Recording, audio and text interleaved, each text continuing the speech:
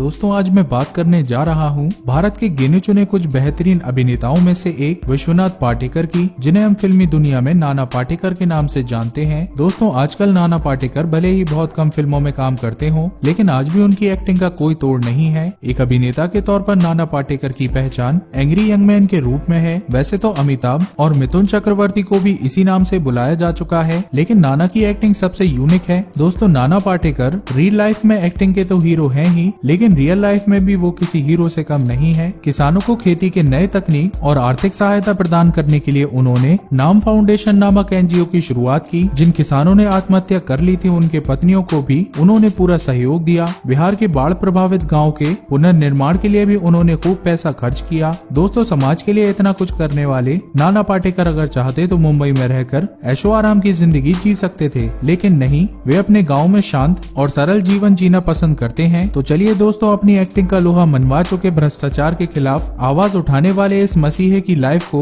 हम शुरू से जानते हैं। नाना पाटेकर का जन्म 1 जनवरी 1951 को महाराष्ट्र के रायगढ़ जिले के एक छोटे से गांव मुरू जंजीरा में हुआ था। उनके पिता का नाम दिनकर पाटेकर था, जो एक छोटा सा टेक्सटाइल प्रिंटिंग का बिजनेस चलाते थे, और उनकी माँ का नाम संजना बाई पाटेकर है, जो एक हाउसवाइफ थी। दोस्तों नाना पाटेकर बचपन से ही फिल्मों के बहुत शौकीन थे और जब भी उन्हें मौका मिलता वे स्कूल और गाँव के नाटकों में पार्टिसिपेट करते थे। इसके अलावा उन्हें स्केचिंग का भी बहुत शौक था। अब तक नाना पाटेकर की लाइफ में सब कुछ ठीक चल रहा था, लेकिन 13 साल की उम्र में उनके पिता दिनकर पाटेकर के बिजनेस में भारी नुकसान हुआ, जिससे उन्हें अपने सारे प्रॉपर्टीज बेचनी पड़ी। दोस्तों घर के हालात कुछ इस तरह से खराब हो गए कि 2 वक्त की रोटी मिलना भी मुश्किल हो गई। इस कठिन परिस्थितियों को याद करते हुए नाना पाटेकर ने एक इंटरव्यू में बताया कि हम एक एक रोटी के मोहताज थे। 13 साल की उम्र में मैंने काम करना शुरू कर दिया था। उन दिनों में स्कूल से आने के बाद 8 किलोमीटर दूर जाकर सिनेमा के पोस्टर पेंट करता था और तब जाकर एक वक्त का खाना और 35 रुपए महीने मिला करते थे। हालांकि इतनी कठिन परिस्थितियों में भी उन्होंने अपने शौक अपनी एक्टिंग से कभी भी समझौता नहीं किया और वो नाटकों में पार्टिसिपेट करते रहे।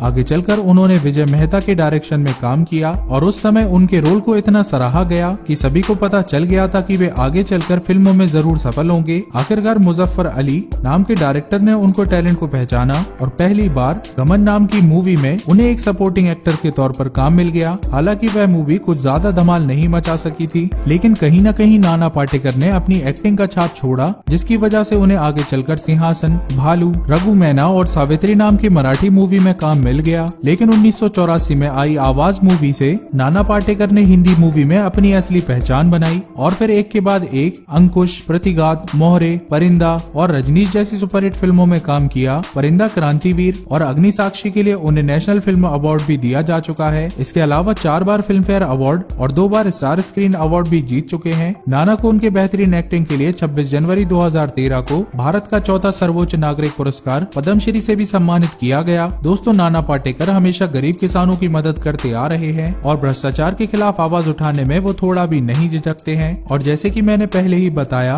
उन्होंने नाम फाउंडेशन नामक एक एनजीओ भी खोल रखा है। इसके अलावा बहुत कम लोगों को पता होगा कि वे एक स्क्रैच आर्टिस्ट भी हैं और कभी कभी वे क्रिमिनल्स की स्क्रैच बनाने में पुलिस की मदद भी करते हैं। नाना पाटेकर की अगर पर्सनल लाइफ की बात करें तो उनकी शादी नीला कांति पाटेकर से हुई, जिससे उन्हें एक बेटा मल्हार पाटेकर भी है, लेकिन वैवाहिक जीवन में समस्याओं के चलते आगे चलकर उनका तलाक हो गया। आपका बहुमूल्य समय देने के लिए बहुत बहुत धन्यवाद। दोस्तों अगर आपको ये वीडियो पसंद आई हो तो लाइक जरूर करना, साथ ही साथ हमारे चैनल को सब्सक्राइब करना ना भूलें।